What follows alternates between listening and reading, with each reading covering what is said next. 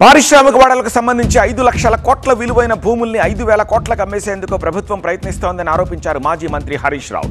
ఇది కుంభకోణం కాక మరేమిటని ప్రశ్నించారు. నేను చెప్పలే, శ్రీధర్ బాబు గారే చెప్పారు. స్పష్టంగా చెప్పిన ప్రెస్ మీట్లో మేము ఈ 9,292 ఎకరాలు అమ్మేస్తున్నాం, రిజిస్ట్రేషన్ వాల్యూలో 30% కడితే మాకు 4-5 వేల కోట్ల ఆదాయం వస్తుంది అన్నారు. మరి నిజంగా ఈరోజు ఆ 9,292 ఎకరాల భూమి విలువ ఎంత ఈరోజు మార్కెట్లో? ఖచ్చితంగా 5 లక్షలకు తగ్గదు. 5 లక్షల కోట్ల రూపాయల విలువ కలిగిన భూమి. మరి నేను అడుగుతా ఉన్న శ్రీధర్ బాబు గారిని, ఈ ప్రభుత్వాన్ని, ఈ 5 లక్షల కోట్ల విలువ కలిగిన భూమిని 4-5 వేల కోట్లకే ఎందుకు కట్టబెడతా ఉన్నారు? అంటే మిగతా 4,95,000 కోట్లు స్కామ్ కాకపోతే ఏంటి?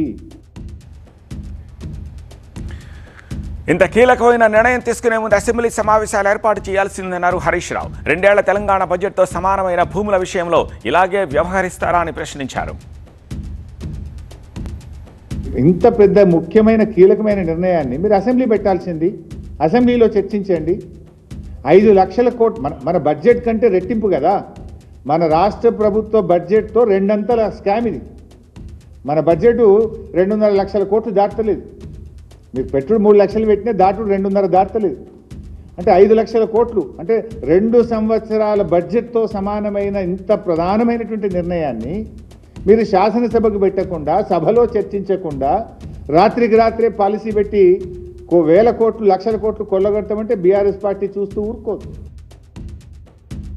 పేదల దగ్గర నుంచి ఎల్ఆర్ఎస్ రూపంలో భారీగా వసూళ్లు చేపడుతూ పెద్దలకు మాత్రం భారీగా రాయితీలు ఇవ్వడం ఏమిటని విమర్శించారు హరీష్ రావు.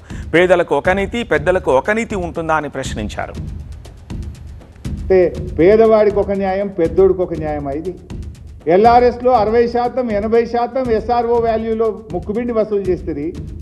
బడా పారిశ్రామికవేత్తలకేమో 30%కే కట్టబెడుతుంది. దీనికి మీరు ఇచ్చే సమాధానం ఏంటి?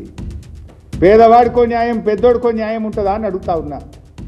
300 గజాల ప్లాట్ కొనుక్కున్న, ఇల్లు కట్టుకుందామని ఒక రోజువారి కూలి, ఒక ప్రైవేట్ ఉద్యోగి, ఒక చిరు ఉద్యోగి దగ్గర ఎస్ఆర్ఓ వాల్యూలో 80% వసూలు చేసిండ్రు.